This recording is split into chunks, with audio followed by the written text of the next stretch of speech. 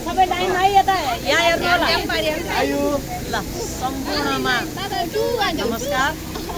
मनोकामना माताको दर्शन गर्नको लागि हामी बाँके जिल्ला नेपालगञ्ज उपमहानगरपालिका वडा नम्बर 12 क श्री कालीमाई योग साधना केन्द्रको प्रतिनिधित्वमा हामी यहाँ आज 25 जना उपस्थित छौँ र हामी माताजीको मन्दिरमा जानको लागि यसरी यहाँ केबल कारको टिकटको लाइन लिएर बसेका छौँ। धन्यवाद।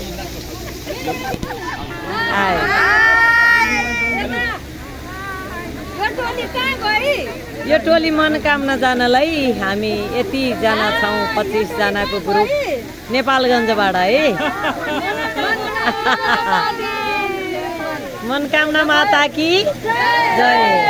हाम्रो शीतला खत्री माताजी छेकिनु भयो अलि अगाडि आउनुहोस् लाइनमा आउनु हजुर। लाइनमा आएपछि छेकिँदैन।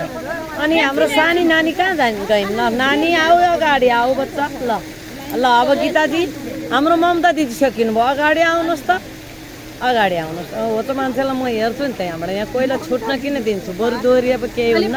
अलि यता आउनुहोस् अगाडि आउनुहोस्। हो ल ममता उहाँ दिदीले मनोकामना जाउँ भनेर हाम्रो गीता चन्दजीले भनेर मैले यो टिमको आयोजना गरेको है। ल सबै सक्सेस भयौँ हामी सबैलाई।